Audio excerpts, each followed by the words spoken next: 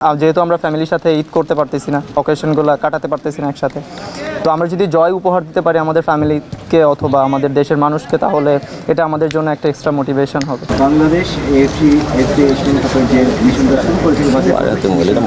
শুরু করেছিল সাকসেসফুল একদিক থেকে যদি বলি যে আমরা তুরন্ত যেতে পারি, কিন্তু এই পর্যন্ত খেলেছি মোবাইল ধরার বিষয়টা আপনি হাতটা মূল্যায়ন করবেন বাংলাদেশ দলকে,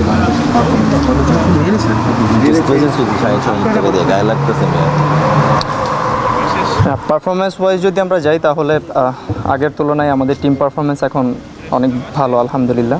বাট আমাদের এক্সপেকটেশন ছিল প্রথম থেকেই যে কোয়ালিফাই করার, বাট আনফর্চুনেটলি যেহেতু আমাদের হয়নি, সো লাস্ট একটা ম্যাচ বাকি আছে, সেটাতেই ফোকাস করতেছি। সেই ম্যাচটা নিয়ে কী ভাবনা রয়েছে? সিঙ্গাপুর শক্তিশালী, তাদের সাথে আমরা একটা ম্যাচ, কিন্তু তার আগে আবার ভিয়েতনামও রয়েছে একটা প্রস্তুতি ম্যাচ। না, ডেফিনেটলি সিঙ্গাপুর স্ট্রং টিম।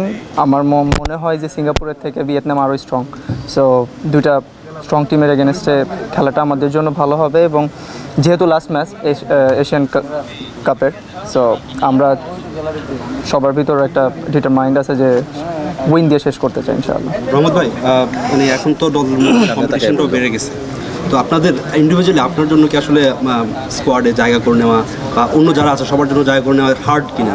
এখানে এখন প্রত্যেকটা পজিশনেই এখন হার্ড পজিশন ধরে রাখা। সো পটেনশিয়াল প্লেয়ার আছে সব, যে খারাপ করবে সে টিমের বাইরে চলে যাবে, যে ভালো করবে সে টিমের সাথে থাকবে। That's it. রহমত ভাই, আরেকটা বিষয় হচ্ছে ভিয়েতনামের সাথে যদি আমরা কথা বলি, ভিয়েতনামের সাথে খেলেছি 2001 সালে দুটো ম্যাচ খেলেছিলাম, তার মধ্যে একটা প্রথমটা ড্র, তারপর একটা হচ্ছে 4-0 হেরেছিলাম। তো সিঙ্গাপুরের চেয়ে যদি আমরা পরিসংখ্যান বা ইয়ের হিসেবে দেখি, ভিয়েতনাম অনেক কঠিন বলা যায়, সিঙ্গাপুরের চেয়ে অনেক কঠিন। তো আপনারা বলছেন যে সিঙ্গাপুরটা জিততে চান, তা আমরা কি ভিয়েতনাম কি আসলে ওইভাবে ধরছি না, না ভিয়েতনামও আসলে আমরা মানে জয় করে সিঙ্গাপুরটা আরও জিততে চাই, এরকম কোনো কিছু আছে কিনা? না, অফকোর্স আমাদের focus Singapore match, but definitely Vietnam strong team.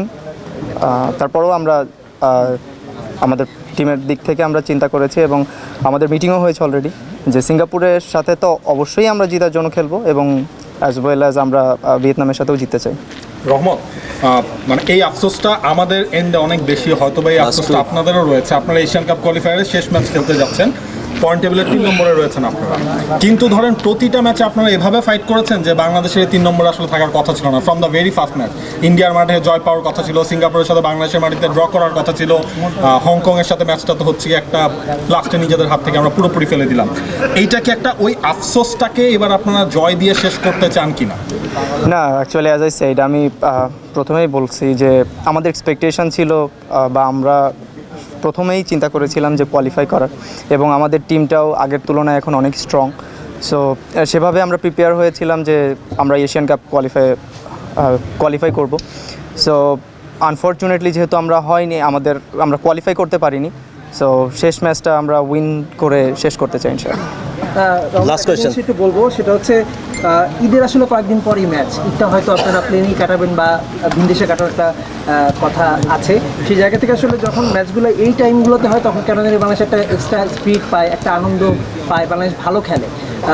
সেই জায়গা থেকে যে একটা পরিবার রেখে খেলার জায়গা থেকে খেলছেন, সেই জায়গায় আসলে কী মনে হয় এবার আসলে আমরা একটু বাড়তি এক্সপেক্ট করতে পারি কিনা যে বাংলাদেশ এই দুটা ম্যাচে খুব ভালো কিছু এনে দেবে? সাধারণত এটা প্রথমবার না যে আমরা ঈদের সময়ে দেশের বাইরে কাটাচ্ছি বা ফ্যামিলি ছাড়া কাটাচ্ছি, তবে একটা মোটিভেশন থাকে, একটা স্পায়ার থাকে ফ্যামিলির পক্ষ থেকে। যেহেতু আমরা ফ্যামিলির সাথে ঈদ করতে পারতেছি না, অকেশনগুলো কাটাতে পারতেছি না একসাথে, তো আমরা যদি জয় উপহার দিতে পারি আমাদের ফ্যামিলিকে অথবা আমাদের দেশের মানুষকে, তাহলে এটা আমাদের জন্য একটা এক্সট্রা মোটিভেশন হবে।